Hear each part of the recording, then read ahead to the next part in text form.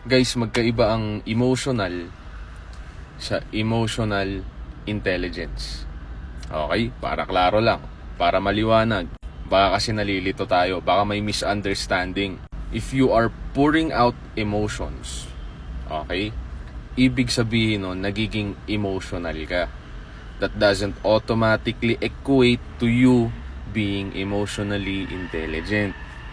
Gets? Paminsan-minsan, I got time, nagbabasa ako ng comments sa ibang mga content, and usually, ganito yung nababasa ko.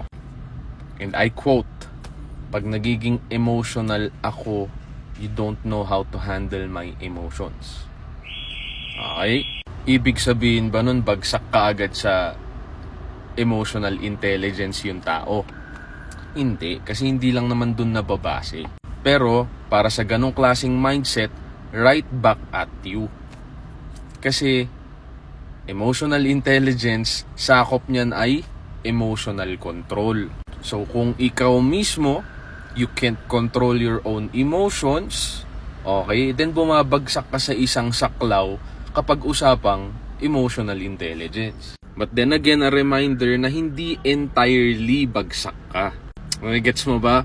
Are we going somewhere? Okay, very good. So, ibig sabihin, ladies and gentlemen, okay, hindi po argument ang my partner doesn't know to handle my emotions kapag usapang emotional intelligence. Kasi parehas lang naman kayo. You can't handle your own emotions and hindi niya rin kayang gawin yun para sa'yo. So, ibig sabihin, bumabagsak kayo dun sa bandang yun. So, wag nyo gagamiting argument yun if we are talking about emotionally intelligent people. Because again, guys, I have to remind you that nobody is perfect. Even in handling emotions or handling their partner, walang perfecto dyan. We will always have our lapses. And in some cases, it's valid na wala kang emotional control or you can't handle your partner's emotions. Valid, paminsan-minsan. O, katulad na lang ng mga babae. 'Di ba? Because of their hormones, buwan-buwan, paiba-iba yan. Ultimo sila mismo hindi nila maintindihan yung sarili nila. Umaabot sa ganung punto. So, will you automatically equate women na mababa ang emotional intelligence? Definitely not. Pero kung usapan ay emotional control, madalas silang bumagsak dyan. But is it valid? A lot of times, yes. Pero nagiging manipulative lang siya if they are using that reason to their advantage. Gets mo? Okay. Example na paano gamitin yun, no? Paano nila ginagamit yun to manipulate the situation? Ito para makita nyo. Para sa mga babae, for example lang, sila muna unahin natin. Inaway ka, naghalongkat ng past, no? Kasi hindi nga makontrol yung emotions.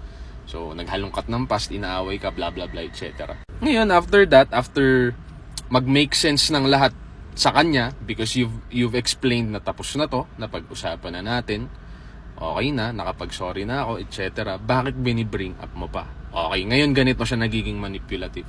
Kapag wala nang dahilan para magalit, ang sasabihin ay, meron nga ako intindihin mo na lang ako. Yan, exactly. Tinutoyo nga ako ba't sinasabayan mo pa ako? Pero hindi ka naman sumasabay, nag-e-explain ka lang. Yun.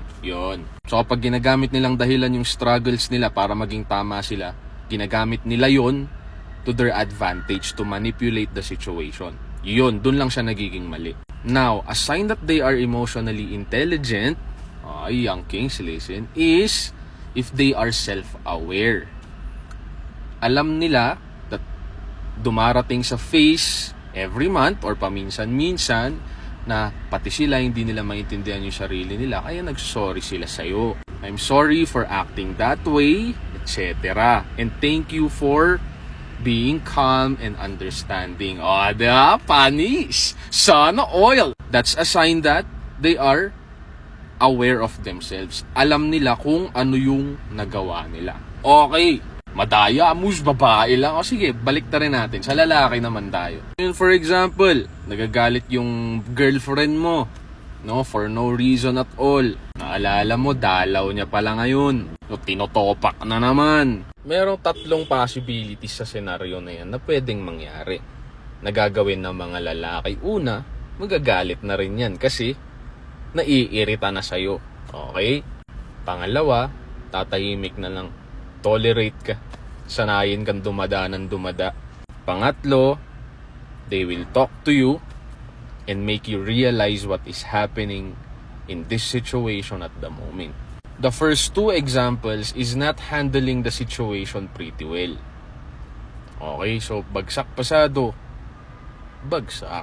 Pero if yung lalaki will try to explain the situation and or i-distract ka to just make you laugh, make you realize that what you're complaining about is silly because it is most of the time.